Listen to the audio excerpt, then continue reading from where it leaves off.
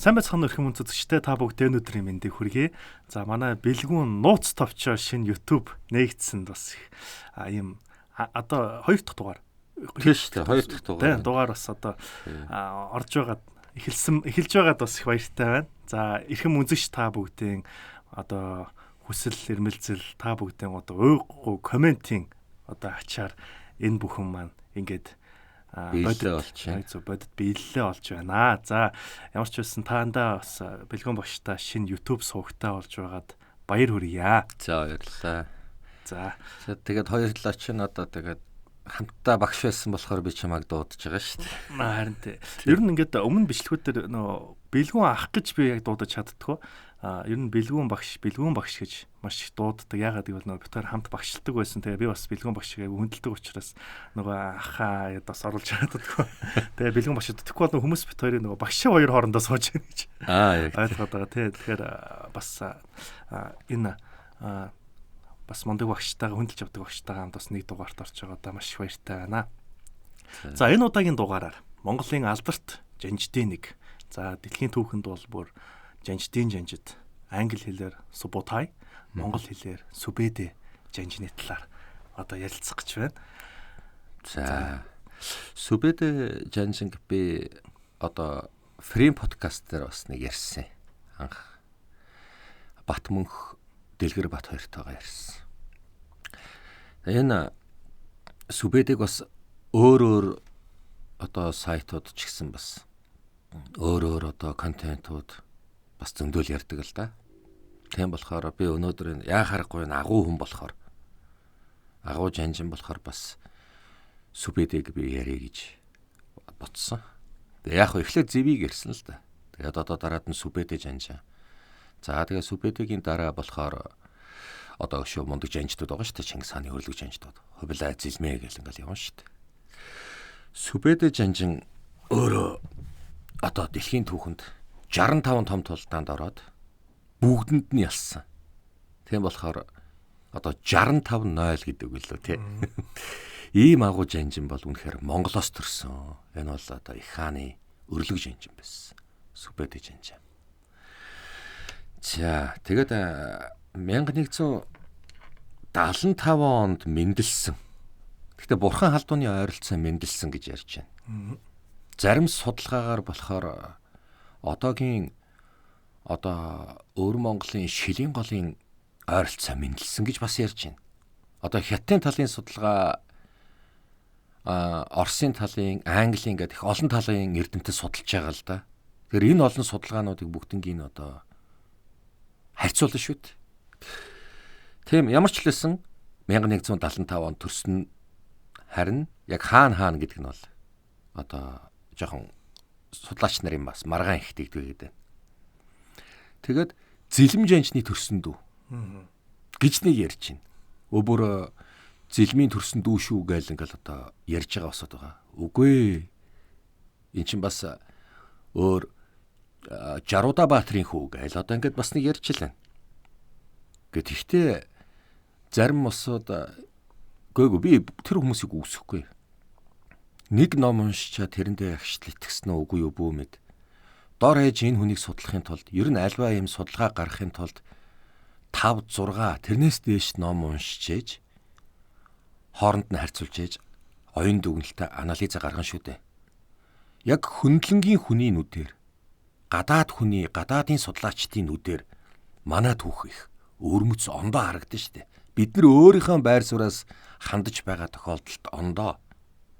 Харин гадны түүхч, Японы түүхч юм уу, Английн түүхч, Америкийн түүхч, Оросын түүхч, Хятадын түүхч, Солонгосын түүхч, Персийн түүхч эдгээр ингээд яг хөндлөнгийн гадны түүхч судлаачийн нүдээр бол энэ бол арай өөр байгаа юм. Тэгээ бараг эн чин зэлмийн төрсөн дүү шүүгээд нэг хүнтэй бараг тааралдчихад бараг ер нь муудалцах шахлаа. За яах вэ тийм юм тэгээд одоо өөрийнхоороо тулгадаг зантаа босоод их байдгаас л хойш. Ямар ч лсэн Сүбэдэ жанжин бол зэлмийн төрсөн дүү гэж нэг бичигдсэн. Үгүй зэлмийн төрсөн дүү бишээ. Жаруда Баатрийн хүү гэж бас нэг бичигдсэн байгаа юм. За Сүбэдэ 1181 онд одоо Жамуухаас салж 13 гарын байлдааны дараа Жамуухаас салж Тэмүүжнийг дагаж хурж ирсэн гэж одоо түүхэнд бичсэн байдаг. Гэтэл нөгөө талайн судалгаагаар болохоор муу өндрийн тулдааны дараа их хаанд хурж иж нэгдсэн гэсэн бас нэг тийм дагаар орсон тийм ээ. Их судалгаанууд байна. Би хувьдаа бол 1181 онд Жамуухаас салж хурж ирсэн гэж одоо өөрөө би энийг одоо хувьдаа үзэж байгаа. Яг өөр талаар үзэж байгаа хүмүүс зөндөө байгаа. Анхнаас намт байсан шүү гэж одоо ярьдаг ч хүмүүс бас байдаг юм билээ. Ямар ч лсэн би бол энэ төр 1181 онд 13 гарын тулдааны дараа Жамуухаас салж Тэмүүжнийг дагаж ирсэн гэдэг. За хамтдаа нутаглаж Тэмүүжинтэй хамт одоо ингээд хамт нутаглаж бүхэл зүйлийг хамт ингээд хийж явсан. Эхлээд аж ахуй эрхлэх ноёноор тавьсан. За бид нар дайн байлдаанд явна, ан гөрөөнд явна, ол зомог одоо авчирна. За энэ арын аж ахуйг хариуцж байгаараа гэдэг. Их хаан одоо Тэмүүжин одоо ингээд хэлэхэд тэр тушаалыг нь бол биелүүлжсэн. За тэгээд 1189 онд хар зүрхний хөхнөр дээр Тэмүүжин хамаг Монголын хаанаар өргөмжлөгдөхөд хөрөнгө хамгаалах ноёноор томилогдчихсэн. Сүбэдэ. За тэгээд хөрөнгөө хамгаалуулж ин гэдэг чинь манай Чингис хааны итгэлийг бол ер нь маш сайн олжээ. За тэгээд бас баатарлаг дайт хурлагийг маш их сайн эзэмссэн. За тэгээд ер нь бол цаашдаа ирээдүйн бол их Монгол улсыг байгуулах, Монголын эзэнт гүрнийг тэмээс суурийг нь тавих, манлайлах, оройлох дээр бол их алдар нэрээ өргөжл байсан л да. За хамтаа нутаглал хамтаа явж исэн. Ер нь 1196 онд болсон. Уулз голын хүү. Хэрээдийн тойрол хантаа нийлж Тэмүүжин дөрвөн татарыг буцсахаар болсон. Алтан улстай тэд нар ч муудалцаад наашаа ирж исэн. Тэгэхэд алтан улс бол нэг туслаач гэж гуйж исэн байдаг. За би үүгээрээ бас энэ талаар би бас занга аудио занга твгээр бас ярьсан л байгаа. Харин Тэмүүжин өөрийнхөө үнэт шадруудаа цуглуулчаад алтан улс бид нартай одоо ингээд хамсыг гинэ, хамтрыг гин. Тэгээд Хэрээдийн тойролох хаан эцэг маань ч гэсэн бас хамтрыг гин. Та нар ер нь энэ дээр ямар бодолтой байна гэд өөрийнхөө баатруудаас асуух. Сүбэдэ. Алтан улстай дайтхан зүвөө. Алтан улстай хамсайтхан зүвөө. Татаруудаа ер нь бол тулалдж гин уу та гэсэн тийм. Одоо тулдах шийдвэр дээр бол Сүбэдэ бол зогсож ирсэн. Харин хасар жаахан татгалцсан хариу өгч исэн. Билгүүтээ бас татгалцсан хариу өгч исэн. Мухалай бас за ер нь бол тулдсан чи яах вэ? Үгүй чи яах вэ гэсэн тийм хариу бас ингээд гаргахны чинь хилцээр хийж байгаа шүү дээ хоорондоо. Зэлэм ямар бодолтой байна? Боорч ямар бодолтой байна? Мухалай ямар бодолтой байна? Хубилай ямар бодолтой байна? Бид яагаад байлдах хэвтэй? Бид нар ямар буруутай? Тэд ямар буруутай? Бид нар заавал дайтах ямар асуудал байна? Дайтахгүй байх асуудал юу байна? Алтан улс татар хоёр хоорондоо муудалцаад дөрвөн татарыг наашаага хөөж ирж байгаа. Биднийг тусламжч гуйсан. Тэгэхээр татартай байлдах нь зөв үү? Үгүй юу? Алтан улстай хамтрах уу? Үгүй юу? Тойрол хан эцэгт ганцаараа байлдчих би очихгүй гэх үү? Ингэхгүй юу? Би яах вэ? Та бүгд ер нь юу гэж бодож байна? Гэх мэтэр хоорондоо ярилцсан шүү дээ. Хасар бол шууд алтан улс бол бидний дайсан. Татаарч бидний дайсан. Ер нь эднэртэй байлдаад ах. Хоёр дайсан маань бие биентэйгээ байлдаж тэгээд хүчээд хадамдуулж байвал харин ч амар биш үү гэж хасар бол хэлжсэн. Билгүүтэй ч гэсэн хасартай адилхан бас бодолтой байсан. Би хасартай адилхан бодолтой байна. Бусдын тэр хоорондын байлдаанд бид нар бас цэрэг ирсээ авч оролцож явах шаардлага алгаа гэдэг. Мухалай бол байлдвал алтан улс бидэнтэй дараад нь дайсагнахгүй. Харин тойрол хан ч гэсэн бас бидэнтэй улам нөхөрсөж явах болно. Тийм болохоор энэ толдааныг ер нь байлтчул яасан юм бэ? Байлтахгүй болвол бид байдгаараа л байна. Тэдний дараад нь холбоо, сүлбээ, сулрах байх. Боорч бол их өөрөөр бас ярьж ил байсан л да. Байлдээ. Боломжийг ашиглаж байгаад буцаахыг гэж хэлж ирсэн бол сүбэдэ бол байлцсан зөвөө хаантан байна. Татарт энэ удаа их том санаалга өгөх хэрэгтэй. Одоо алийн болгон 4 татар татар хамиг бид нартай биднийг өргөлж далайлган дээрлэгч байх. Ер нь татарт их том цогт өгч гих мэтэр ингээд ярилцчихсэн. Сүбэдэ Баатрын ер нь одоо энэ 4 татарыг буцаахыг гэж яах Сүбэдэ Баатар бол их одоо байлдъя гэдэг дээр санал тавьж ирсэн. Тэгээ хоорондоо дараад нь тэгээд саналаа асуун штэ. Олонхын саналаар байлтахар болсон. Ингээд 1196 оны 100 улц голын хүү. Зээрийн хавцал гэдэг газар 4 татар алтан усад хөөгдөж байхад одоо мэгүүжин сүлдэж анжнаар одоо удирдуулаад хөөгдөж байхад зээрийн хавцал гэдэг газар бол буцагсан. За ингэснээр бол татарт их том сануулга өгсөн. Тэгээд мэдээж хэрэг их хаан маань алтан улсаас чав төрхий цолыг бүгдийн ахлагч гэсэн цолыг авч исэн. Харин тойрол хаан бол ван цол авч исэн. За энэ дайнд бол ер нь зээрийн хавцал, улц голын хөвөө зээрийн хавцал гэсэн газар бол сүбэдэ бол гизэг цэргийн жанжин байсан. Манлай цэрэг гэдэг чинь эхэлж орно. Гизэг цэрэг гэдэг чинь араас нэмэлт хүчийг аваад ордог. Ийм цэрэг. Нэгсэндээ бэкап боёо. Арын албаны ийм хүн байсан. Сүбэдэ бол. Тэгэхээр яг энэ улц голын тулдаанд буюу одоо зээрийн хавцлын тулдаанд бол сүбэдэ бол төдийлөн яг оройлж ороагүй байна. Гэхдээ арын албыг бол маш сайн гаргаж ирсэн. Харин дараад нь Чингис хаан бол өөрөө тийм ээ хожим нь өөрийнх нь жанжтай ингээд за чи их мундаг нь чи ингээд яв гэж яхта 4 довтлогч жанжин боيو 4 хошууч жанжин. Яг нь нуус тавчаан 4 нохос гэж яриад байгаа юм. Нохоо болгоно гэсэн үг ш. Зүгээр бас нэг түүч хэлдэг. Зэв сүбэдэ зэлэм хувлаа гэсэн 4 нохоогоо би дайнд явуулаад боорч мохлоо бороо хол чулуун гэсэн 4 хөлөг баатраа хажуудаа байлгахад сая миний санаа амарна гэж нуус тавчин дээрс гарсан л байдаг. Ер нь аливаа устаа дайтлаа гэхэд ер нь бол хамгийн түрүүнд бол сүбэдэ бол очиж идэг болж таарч л байна л да. Зэлмэд нар одоо төрүүлж явж исэн жанжин гэсэн үг шүү дээ. 1204 нахуу хүний тулдаа 8 устай байлцсан. За би энэ талаар бас өмнө нь ярьж илсэн. Гэхдээ өөр зангаас үгээр ярьжсэн л да. Нахуу хүний тулдаан бол ер нь 8-тай байлцсан Монголыг нэгтгэх гэж оролдож байсан их хааны маань сүүлчийн ус байсан.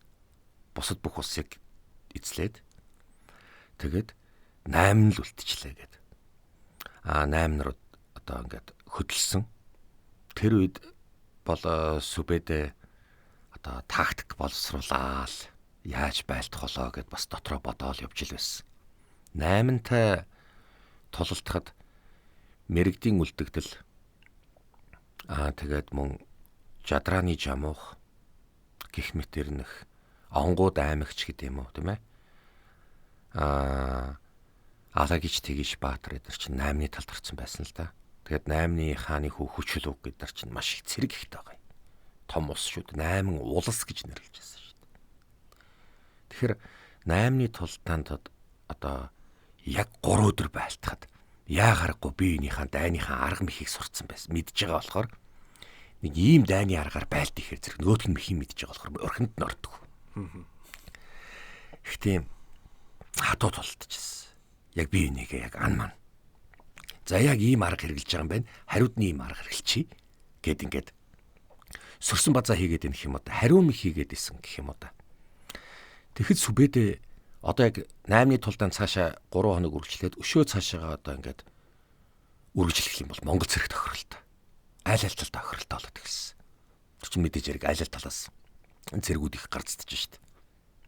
Тэгэхэд Сүбэдэ Баатар нэг арга сэтсэн байгаа юм. 8 руу шууд давхиж очиод тэгээд 8-ны цэргийг өөрсдийнх нь цэргээ үхсэн ч хамаагүй үхүүл тэгэл ирээд газарлаа унна үз. Ямар ч үнээр хамаагүй сэтлээ цаана гар. 8-ны цэргийг сэтэлж цаана гараад Сүбэдэ цудаасан. За энэ үед их хаан Сүбэдэ ямар арга сэтцсэн болоо. За ямар ч лсэн ямар нэгэн аргыг хэрэгжилж байгаа бах. Сүбэдэ үгэнд орё гэд Сүбэдэг араас тавьчихсан. Яг Сүбэдэг араас ингээд дахин гут нь 8-ны зэрэг араас нь тавьсан байна. Монголчуудыг ботцох хийгээд. Тэгээд араас нь өөрөө ингээ хөөлгүүлж штэ. Хөөлгүүлж байгаад гівгэнт цэрэг нь ингээ тарсан. Хоёр игнэгээр. Тэгээд 8-ны цэрэгийг голдоо хийсэн байна. Тэгээд харваад эхэлсэн. Тэгж байгаа дараад нь нэг игнийг онгойлгосон. Тэр онгорхоо игнэгээр 8-ны цэргүүд гарсан. Араас нь ном сумаар хөөж жадалж хөөсөр хагаад өндөр хавцал руу хөөж явж хагаад бүгднгийн хавслаас онгож бие нэг нь даруулж устгасан баг. Энийг нуурыг ширгээх арга гэсэн тулдааны арга л та. Им нуур шиг юм дотроо оруулчаад ангархаа гаргаад дотроос нь дайсан зээл гаргаж нуур гоожж байгаа юм шиг, нуур цутгаж байгаа юм шиг. Тэгээд цаашаага ингээд унгаас гэдэг юм уу та. За энэ тулдаан бол 1204 он одоогийн Алтайнаа руу Байдрагийн ойролцоо болсон тулдаан. За яг энэ тулдаанд бол Сүбэдэ бол мандсан баг. Үндсэндээ бол карьер эхлэл шиг. Тэ их хаанд үнэлэгдсэн. Их хаан чинь пөөх. За Сүбэдэ чинь нэрэ чиний энэ ур ухаанаар 8-ыг яллаа гэж хэлсэн. За тэгэд нэгэнд 8 улсыг бут цогсныхын дараа 8-ны цаана бас нэг шинэ хөрш байгаа. Хар хитан. Одоогийн Шинжааны нутаг хавцаа байсан. Энэ Хүчүлүг Баатар хар хитан руу цухтаасан. За тэгээд жоохон наашихна Тангууд гэж байгаа. Эртний төвдийн нүүдэлчдийн одоо нэгэн хэсгэлтэй Тангууд улс суурьшижсэн. Өмнөд Сүм улс болон Алтан улстай холбоотой хоорондоо худалдаа харилцаа хийдэг бөгөөд соёлын солилцоо хийдэг. Ийм биз. Тангууд хэрхэн гэдэг нь. Тэгэхээр Тангуудны хятад Алтан улсны хятад гэж ойлгож болохгүй. Алтан улс бол зөрчдийн байгуулсан, зөрчин ухсааны нүүдэлчдийн байгуулсан, суурьшиж соёлжиж байсан үндэстэн. Одоогийн Бээжингийн ойролцоо Жүмдүү гэдэг хотыг нийслэлээ болгоод оршин тогтнож исэн хамниган ухсаатны нүүдэлчдийн байгуулсан улс шүү дээ. Алтан улс хэрэг хятад гэж ойлгож болохгүй. Тангууд хэрхэн гэдэг чинь би түр хэллээ. Эртний төвдөөс салбарлаж ирсэн. Одоогийн Говь Алтай Баян онгороос цаахан байгаа Нинша Хуйзуугийн өөртөө засах хорон гэж байгаа. Бүгд найрамдах тарсан газар нутаг. Тэр хавцаа байсан. Яг нарийн ярих юм бол Шармурны их дээд Монгол тийшээ налж тэлсэн ийм улс. Шинжаан уйгурын өөртөө засах хорон биш дээ. Одоогийн бүгд найрамдах тарсан баруун байна байгаа. Өрөмч нийслэл. Энэ чинь хар хятан байсан. Тухайн цаг үеэр ярих юм бол урагшаага нөгөө нэг нүүдэлчин сүн улс гэд байгаа. Тэгэхээр энэ хүрээлэн байгаа улсуудаас нэг ялгах хэрэгтэй. Тухайн үед ямар үндэстнүүд байснаа бас мэдэж авах хэрэгтэй. За ингээд Сүбэдэг чинь хар хитан руу хүчүүлэг зүгтцсан. Хойноос нь их хүү гэж хэлэхэд одоо их хаа маань Тэмүүжин тийм ээ. Хэрэггүй Сүбэд. 8-ыг өнөөдөртөө дарцсандаа болоо. Яваанда хар хитантаа тулжил таараа гэж хэлсэн. Харин Тангууд иргэнийг Сүбэд бас их хуйсаа сонирхож ирсэн байна. За яагаад сонирхлын төрүүлээд байгаа юм бэ? Яг энэ сонирхол бас цаашийн монголчуудын одоо сонирхлыг аяндаа төрүүлнэ. Энэ юу гэсэн үг вэ гэвэл их газрын худалдааны чухал зэг болох торгоны замд хэрэгээр дайрдаг. За торгоны зам дайрч ийн гэдэг чинь үс үгүй. Худалдаа арилжаа. Аливаа улс оронд эдийн засаг хэрэгтэй. Худалдаа арилжаа хэрэгтэй. Юм зардаг, юм худалдаж авдаг байх хэрэгтэй. Тал нутгийн нүүдэлчид их хааны удирдлагын дор нэгдсэн ч гэсэн худалдаа арилжаанаас хол байсан. Энэ үнэ нэгсэндээ эдийн засгийн гачигдал байж л байсан гэсэн. Ер нь хизээнээсээ л хэрэглээний гачигдал байсан шүү дээ тал нутгийн нүүдэлчид чинь. Тэгэхэд Сүбэдэ их хааныг зөвлөж байгаад нэг удаа 1204 оны сүүл 5 оны ихэр тангууд руу халтсан баг. Тангууд ус руу халтчихсан. Тэгээд тангууд устаа халдаад тангуудын одоо цэргүүттэй байлдаад ан манаач тач үзээд бас хоёр таашиг ухарсан. Энэ бол зүгээр тангууд иргэнийг тандсан байл та. 1205 он болсон юм. Тангууд иргэнийг тандсан байл та. Одоо яг санаа тагаар нэх ороо зүгээр нэг байлдж үзье юмтэй. Нэг тийм байлдаанаа хийсэн байгаа юм. За тэгээд хожим нь 1211 онд их хаан Алтан улсыг дайлаар мортоход Зэв Жанжин цавчаал бомбт руу дайрч байсан. Тэгээд цавчаал бомб гэдэг чинь одоо цагаан хэрмийн одоо хойд хаалга байхгүй юу? Цавчаал бомбын талаар би түрүүн зэв дээр ярьж байсан юм. Харин зүүн хойд зүгээс Кедан улсын жанжин Самука дайрч исэн бол баруун талын зүгээс буюу баруун хойд цагаан хэрмийн баруун хойд зүгээс Сүбэдийн цэргүүд дайрч исэн. Тэгэхээр энэ Сүбэдэ байлдахын одон төрчин юм шиг. Гүйч юм шиг. Тийм тал бол байгаа. Сүбэдэ баруун зүгээс занл хийлж байгаа аюулыг таслах ёстой гэсэн тийм тушаалыг их хаанаас авсан. Их хаант минь баруун зүгээс юу дайч одоо биднес руу ямар аюул хүчүүлүүхийн цэрэг дайрна. Цаатар чинь хар хятад хүчээ авцсан байгаа. Тэгэхээр хүчүүлүүхийн цэрэг чи одоо яг над байдал одоо баруун хойноос дайрч байгаа цагаан армийн баруун хойноос дайрч байгаа түр зузгсооч. Хүчүүлүүхтэй чи нэг очоод аюулгүй болгоотхоо гэж тэгж одоо хэлсэн байна. Ингээд хүчүүлүүхийг даруулахаар Сүбэдийг хөдлөсөн. Чир нь хүчүүлүүхийг дараад ир. Тэгвэл бол наадах чинь одоо асуудал үүсгэх гэдэг. За энэ бол хамгийн чухал алба байсан. За тэнцээ тэгээд одоо маш их олон хамсаатнууд байгаа. Харин хүчүүлүүг тангадын одоо 8 одоо баруун ля улсын төрийг атгаад улмаар цаашаа Хорезмийн султантай холбоо тогтоож хүчээ нэгтгэж бие биендээ цэргээр тусалцъя гэсэн тийм одоо хуйлдаа хийжсэн л да. Үүнийг бол одоо тандуулууд бол мэдж авсан. Тэгэхээр эн чинь ийм аюул занал цаанаас чинь учрах гад байна гэж их хаан бол хэлсэн байгаа юм.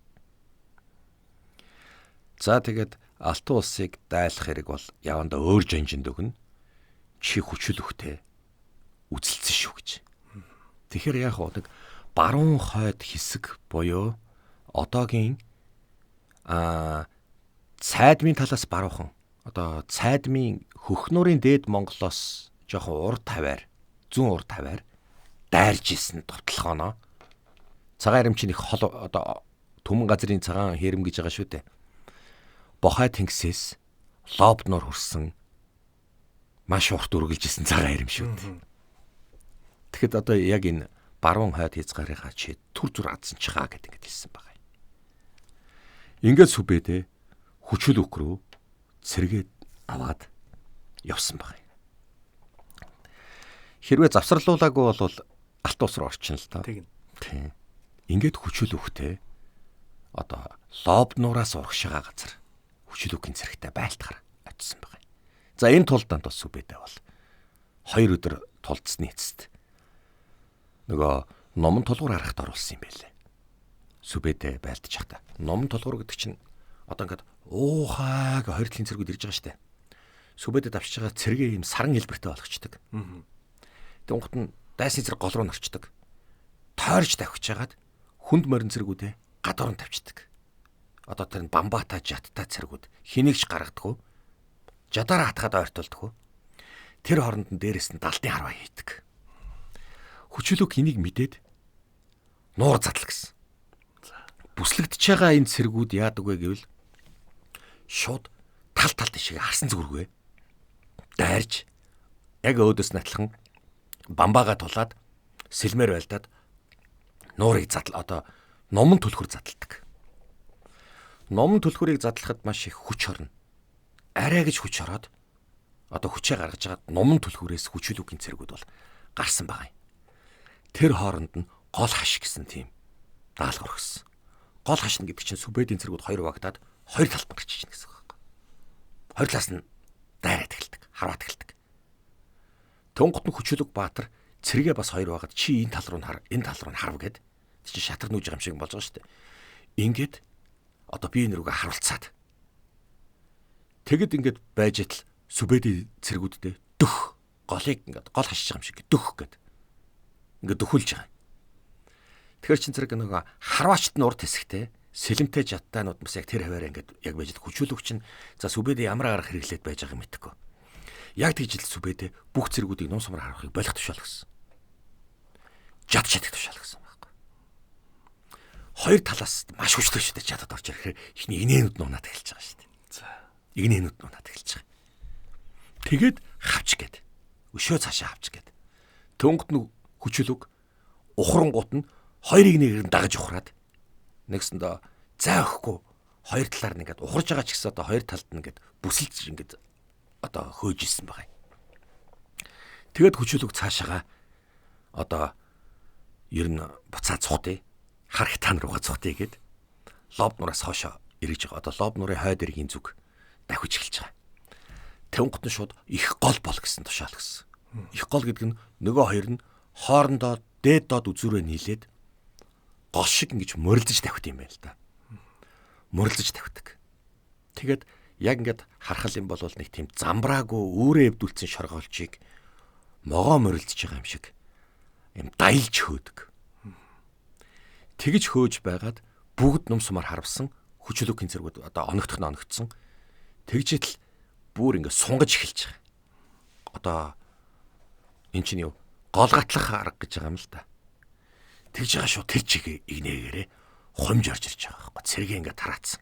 Тэгэхээр чин цэрэг энэ одоо энэ хих цэргүүд ингээд тараад нэг юм уу хоёр хүний зайтай ингээд давхаад бүгдээрээ эргэн тойрон ингээд 2 3 барьны зайтай давхиж байгаа тохиолдолд олон болж бас их сүртэй болж харагддаг юм байна. Ингээд Хүчлүгийг цаашаага хөөсөн баг. Ингээд Шинжааны цөл рүү шахаж оруулсан баг. Энэ бол Сүбэдэ Баатарын бас зохион байгуулах их тийм мэрэгэн ухаан. Хүчлүгийн цэргийг одоо ингэж дарж ирсэн. Тийм байна. Ер нь энэ Сүбэдэ жанчны цэргийн зохион байгуулалт мундаг байсан талаар харагдчихэв. Тэгэд хамгийн гол нь энэ хүн чинь яаж юм? Их хааны даалгавраар их хаан бол яаж юм? Дараад ирээрэй л гэсэн тушаал өгсөн. Ийм л тушаал өгсөн байгаа шүү дээ. Тэгэхэд арын албас одоо яг алт ус руу дайрч байхад Хүчлүгээс хамгаалах тушаалыг Сүбэд авсан байсан. За тэгэхээр яаж юм? Нөгөө Хүчлүгийн чин зэргийг нэг удаа дараад ингээд цутаалгаад хөөсөн байгаа юм.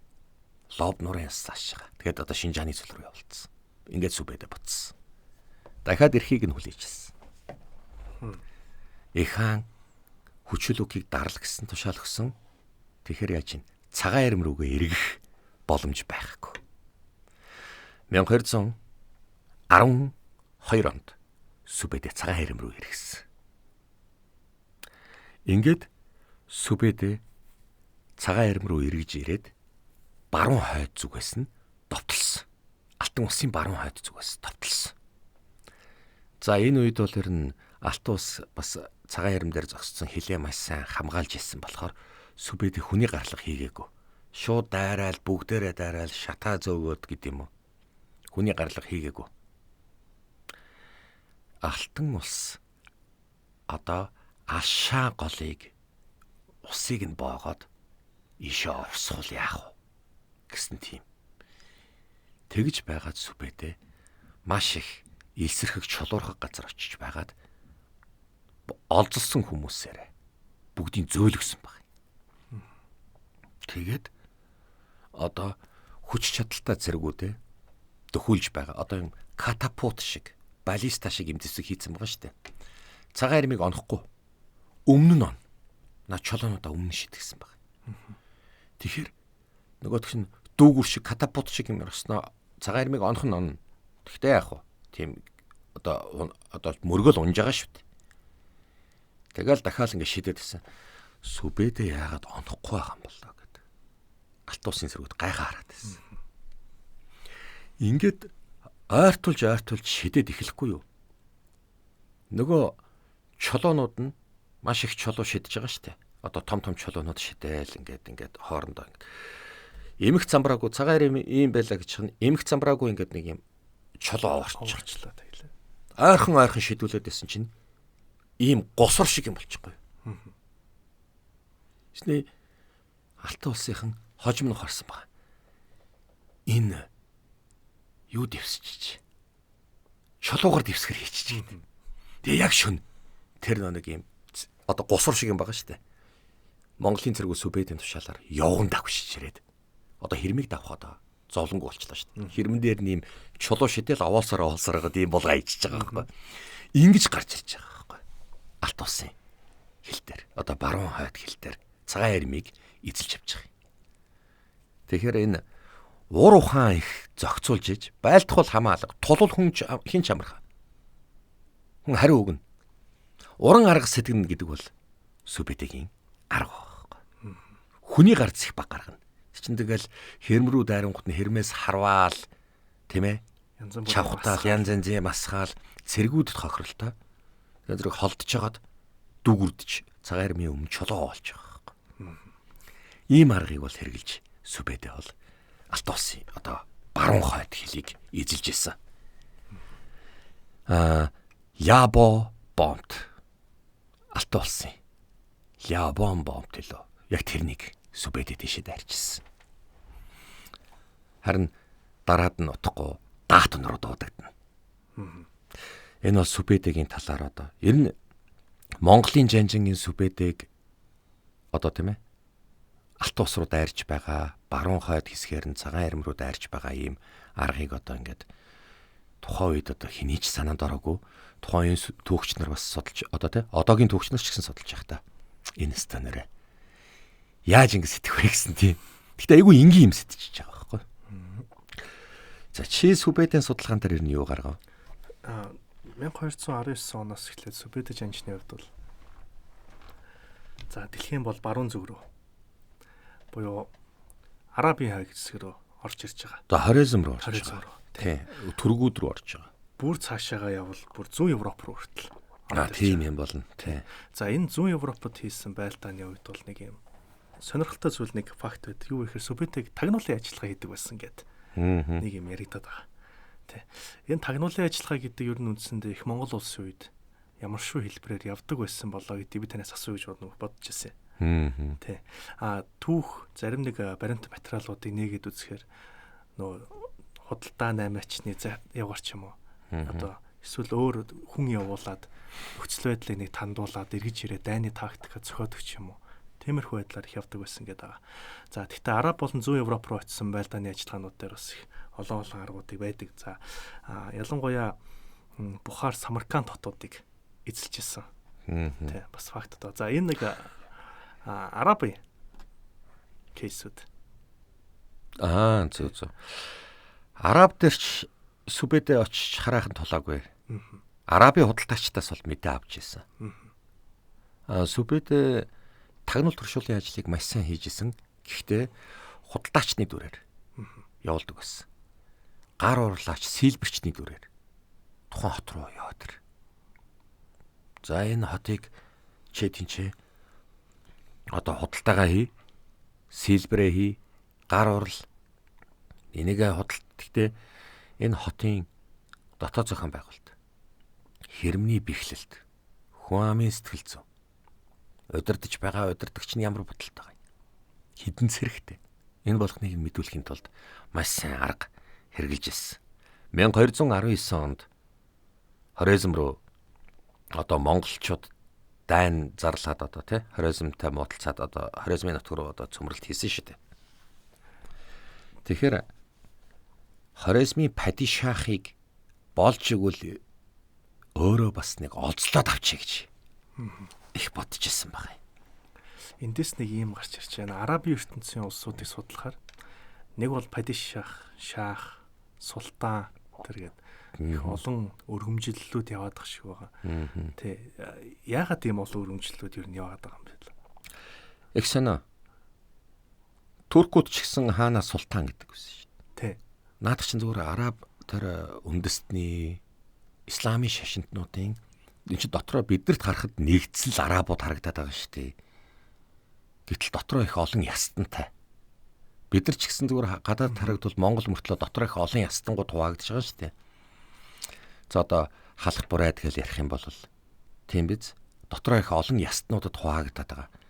Наад нэг гарч ирж байгаа нэг үндэстнүүд нь өөрсдөө онцлог шинжигж байгаа. Хорезм бол эртний төргийн томоохон хаан тусын нэг. Тэгэхээр удирдагчдаа шах цол өгсөн. Шах гэдэг нь одоо хаан л гэсэн үг. Падишах бүхнийг захирах хаан гэсэн үг. Падишах гэдэг чинь. Султан гэдэг нь бас л эртний арабаас гаралтай. Одоо үгэлтэй. Бас л хаана хэлж байгаа. Тэгж ярих юм бол энэний өмнө халиф гэж байгаа шүү. Тий. Арабын халифатууд гэж байгаа шүү, тийм ээ. Халиф гэдэг чинь бол эртний энэ арабын байлдан дагуултын үед агуу тийм Омар Бакарын үед л гарч ирсэн үг нь л дээ. Эднүсний хинч байсан хамаагүй. Сүбэд бол бүгднгийнх л цусыг хайлна шүү.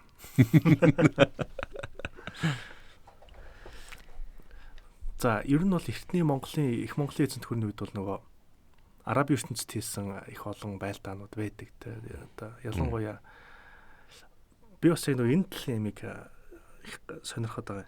За, арабын ертөнцөөс гадна Оросуудтай хийсэн дайнд Батхантай хамт. Тий. Тэгэхээр яг энэ Сүбэд чинь нэр нь Хорезм руу дайрч байхдаа айлаа нэг жоохон дараал маягаар нэг хэлээдгээ. Зэв жанжинтайгаа их хамтарч явсан. Тий. Зэв нь өөрийнх нь бараг багш. Тий. Өөрийнх нь бараг багш байсан. Зэвээс их юм суралцсан. Зэв жанжнаас. Тэгэд Хорезмын цэргүүдтэй одоо Бухарыг эзэлж байхад, Самарканд руу дотолж байхад, тэгэд мөн Балх хот руу, тэгэд Нишапур руу дайрч байхад Зэв Сүбэд хоёр маш их гар нийлжсэн. Их сони юм а. Тус 20 мянган цэрэгтэй, 2 түмэн цэрэгтэй байхад болоо гэдэг байгаа байхгүй. Энэ чинь нийлээлний 4 түмэн цэрэг болно доо. Дайсны цэрэгийн тоо бидэнд хамаагүй гэдэг байсан. Тэр чинь энэ яаж ийн? Дайнд явлаа. Хаантан цэргүүдээс ямарыг авч явахаа өөрсдөө мэдцгээл гин. Энэ баатрыг авъя. Энэ баатрыг авъя. Энэ баатрыг авъя гэдэг чинь одоо жинхэнэ сонголтоо бол хийж штт. Сүбэдэ. Ямар баатруудаа шилж авах вэ? Тэгэд Гурганжийг довтолж байхад Сүбэдэ бол ер нь маш их уран арга сэтсэн байгаа. Гурганж руу довтолж байхад хамгаалчаад болж өгдөг. Тэгэхэр цэрэгээ холдуулаад айгу удалцсан. Тойрол байгаад байдаг. Бүсэлж ягаад цэрэгээ ингээд холдуулчихж байгаа. Гурганж бэхэлтэй их сайн авцсан байсан. Одоогийн Узбекистаны Үргэнч хот байхгүй. Тухайн үеийн Гурганж. Тэгэхэд яаж исэн? За энэ ч одоо монголчууд биднийг ч одоо бараг эзлэх гээд ирсэн буцаагаад явчлаа да гэд. Тэгэд их цэрэгээ гаргаад эргэн тойрныг хайгаад иргэд. Яг тэгээд ингээд хайж байтал ясна өдөх цэргүүд нь тавхих хүрээд ирсэн. Айгу цөөхөн юм байна гэд өдөх цэргүүд нь харуултаад өөртөө яг Хорезмын цэргүүдэд ойртохгүй одоо Гурганжийн цэргүүдэд ойртохгүй байгаа юм. Харвал жоохон ойртонгот мортогоо холдоол цухтаагаал ингэж яагаад цутчихж байгаа байхгүй. Араас нь хөөж байгаа нөгөөдөл. Араас нь хөөжл нөгөөдөл чинь одоо давхиж байгаа л те нэг өдөр чин газар давхиж байгаа штэ. Тэгэл эргэж харж байгаа л замд нь бүр ингээ мордоо ингээд бэлэн тавьчихсан. Амарсан морд, зэвсэгтэй морд. Тэгжэл Монголын тэр өдөх цэргүүд чинь бүгдээрээ ингээд яг ингээд нэг хүний зайтай. Харсан байгаа юм. Тэгээд чигээр ингээд давхсан. Нэг шугамтай. Тэр амарсан морд руугаа давхиж байгаа байхгүй. Бүгд нэг амарсан морд газар шуурж байгаа шүү дээ. Тэгж яхта яаж ийн? Цулбураараа ингэж ойртуулж байгаа байхгүй. Хажууд одоо шинэ морио. Тэгээ ойртуулж хагаад дахин дундаа нөгөө морилгоо орж байгаа байхгүй. Нөгөө морилгоо сууж байгаа. Тэгэд хай авчиж байгаа. Холдчихж яах гэсэн үг шүү дээ. Гэхдээ нэг холдохгүй. Бараагаа харуулад байгаа. За тэд нар тийшэл орсон даа гэд яг ингээд их том өндөр өвс ургасан цэцэг өвс ургасан тийм тал руу орчиж байгаа байхгүй. Тэгээд нэг юм одоо нэг тийм буланд гэх юм уу да нэг уулын хярд очиод эргэж харсан. За. Тэгээд энэ цөөхнүүдийг алчидаа гэжсэн чинь дохио өгч байгаа сүбэдэ. Тэгэхэд бүгдээрээ морныхоо нүдийг боогоод цэргүүд хөвтчихсэн. Сүбэдэ Баатар дохио онгот нь мордийнхоо боолтыг авж байгаа штэ. Талаар дөрөн цэргүүд өөрсдөө бүслээ босоод ирж байгаа байхгүй. Газраас ургаа гараад ирж байгаа юм шиг. Энд чи юу болж байна гэд. Ингээд яаж ийн? Айгаад хүн чинь ихлэ шоконд орд юм байна. Нөгөөдөл нь уухаа гэд орлоод дайраад ирэхэд айц сурд юм байна. Тэгээ зүхтд юм байна. Яг ингээд зүхтж яхад араас нь нөгөөд чинь бэлэн амарцсан морьтой хүлээж байгаа. Нөгөөдөл нь давхицсан морьтой байгаа. Бүгдийг очиж ингэж хамж одоо устгасан гэх юм уу да. Хамж байгаа юм шиг бүгднийг хамж устгаж байсан. Тийм аргыг хэрэгжилж байгаа. Тэгвэл яаж нэхлээд их нэлээд арга сэтж штэ. Тэс тэр цайз руу гурганчийн тэр бэхлэлт рүү дайраад байвал хүн хүчнийл гарч гарна. Тийм болохоор яаж болж өгөл өдөөгөөд өгнө. Тэгэд их морин одоо их цэргийг нь ячаад харуул цэргүүд нь л байгаа штэ. Тэднэр л үн харваад эхэлж байгаа. Мэргэн харваач та тавьчаад. Энд тэндээс нь харваад эхэлж байгаа. Харуул ингээл байж л гів үдийг сум орж ирдэг ч юм уу тийм ээ. Тэгэд ерөөсө чимээг болчихно. Тэгж байгаад дараад нь монголчууд явцсан биднээ зүгээр худалдаачд байна гэсэн хүмүүсийг оруулсан. Зөв. Гурганж руу. Ерөөсөө л 2 шөнийн дараа шүү дээ. Тэл нөгөөдөл нь ийм худалдаа арилжаа хийж байгаа гэдээ дарс их худалддаг. Бас их дарс зарсан. Нөгөөдөл нь ч согтоо биз. Тэр оронд нь шөнийн цагаар тэд нар хаалганы онгойлгож гисэн байт. Тэнгут нь гурганж дотор орсон байдаг. Дараад нь нөгөөд чинь яасан? Гурганжийг эзэлснийхаа дараахан зэвтээ нийлж Балхаа руу дайрсан. Балхаа хот. Одоогийн Афганистаны зүүн хойд хэсэгт байгаа Балх хот руу дайрчихсан. Тухайн хоризмын мэдлэл байсан юм. Маш сайн бэхлэлттэй болохоор зэрэг бүгдээрээ холдсон. Гэхдээ холоос л холбоо харилцааг нь өгдөг.